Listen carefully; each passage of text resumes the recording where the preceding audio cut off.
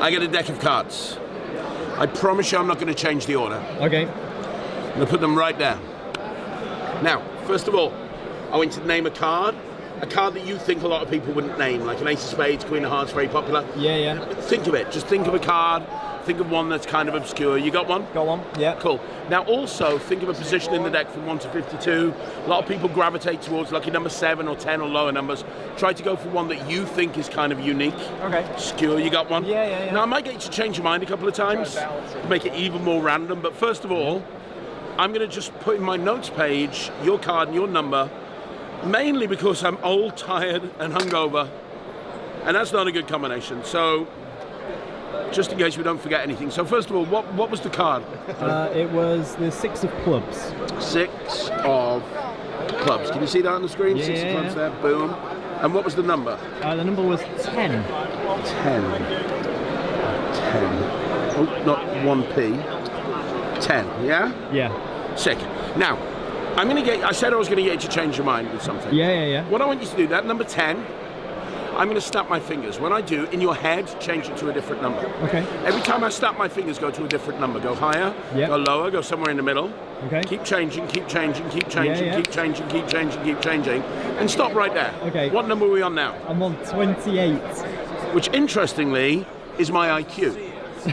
So that's 28. Are we cool with 28, or should we change anything else, or are you happy? Can I actually change something? What do you want to change? Yeah. Does anyone ever do this? Not really, but I mean, go for it. Can I change the card? Yeah, what do you want? Do you want to change the suit or the value? Value. No, the suit. We'll go 6 of hearts instead. Okay. Sorry, I'm being that person. No, I'm glad, never, you know. I am never that person. No, I'm glad you're here. You're making it difficult for me. This is good. Yeah, sorry. Did you want to change the value as well, or just the suit? We'll stick. Yeah. So 6 of hearts at 28. Yes. That's kind of fair, right? That's super fair. And what we'll do, we'll turn it this way. Okay. So, and I'll deal here so we can see 6 of hearts and 28 the entire time. Right, yeah. Right, so here we go. And also for the camera, should we do it face up so you can see them as they go past? Yeah, absolutely. Okay, so that's 1, 2, 3, 4, 5, 6, 7, 8, 9, 10, 11, 12, 13, 14, 15, 16, 17, 18, 19, 20, 21, what did we say, 28? Yeah. 22, 23, 24, 25, 26, 27, 28. That was the... And you even changed that. I mean, and if you were here, people at home, you can look through these at this point and you can check them all out. And that's the atomic line. I was just watching that with a smile on my face the entire time.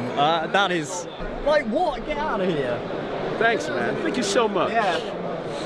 I appreciate that. No idea. Genuinely no idea.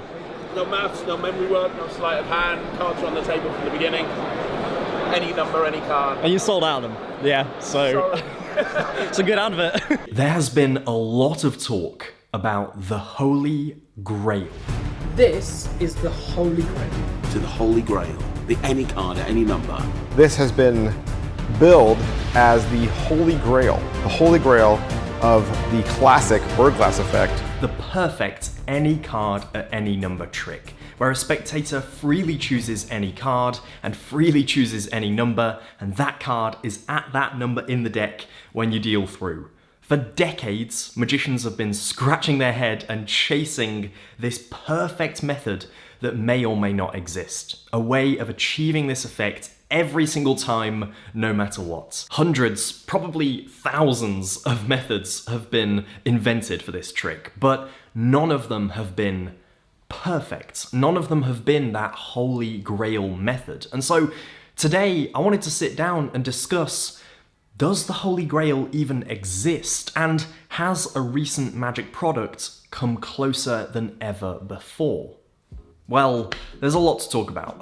Like I say, there are so many different ways of doing any card at any number, and it's worth pointing out that this is a very magician-y conversation, right? Spectators, if they see an any card at any number that is pretty damn good, right?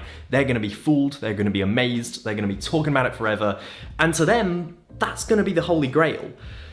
But the problem is, we're magicians, and we won't settle for pretty damn good. We want perfection. We want this Holy Grail method. So, sure, I've come up with and I've performed lots of any card, any numbers from hundreds of different creators, a lot of different methods, right? They all achieve what I consider to be an any card, any number, but they're not perfect, and that is what it all comes down to. They are not the Holy Grail. But the Atomic deck might be. I was at Blackpool Magic Convention recently, as I'm sure many of you will have seen. I made a video about Blackpool, and while I was there is one trick in that video, there is one card trick that is mind-blowing. It really is mind-blowing, even to magicians. Craig Petty showed me this any card, any number trick called the Atomic deck, which I'm sure if you're a magician, you will have heard of, you will have seen it, you will have discussed it on the Magic Cafe if that is your sort of thing. This is the trick that is on everyone's minds at the moment, the trick that is on everyone's lips. Everyone is talking about the Atomic deck, and rightly so. This is a damn good Magic product, and I didn't even buy one because I couldn't, they were sold out. But Craig showed me afterwards exactly how it works. He basically did a live tutorial for me. Even knowing how it's done, it fools you. That's how good it is. Like, he doesn't change the order of the deck. You can name any card and any number, he'll make it work. He deals that number of cards and the card is right there. You know, if you described the Holy Grail to a spectator and showed them that, I think they'd say, well, yeah, that's it.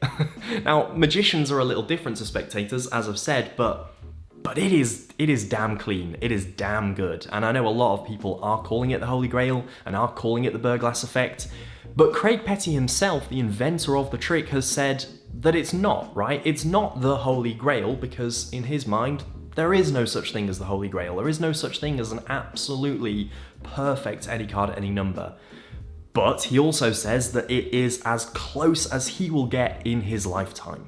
That's the question, ultimately. How much do we care about perfection? Because let's face it, we're not done, are we? Magicians are not going to stop coming up with any card, any number methods because someone has got really, really close. They're going to keep going. And if anything, the Atomic deck might be used as a springboard for further methods that improve it. I know right now it doesn't seem like that is possible, but you never know. In 10 years' time, Craig Petty might have come up with something even better. We never know. Because they're hunting perfection, the hunts could go on indefinitely. There is never going to come along a method that satisfies every single magician. That's not possible, right? Magicians disagree about everything. Do you really think one method is going to come along that satisfies everyone?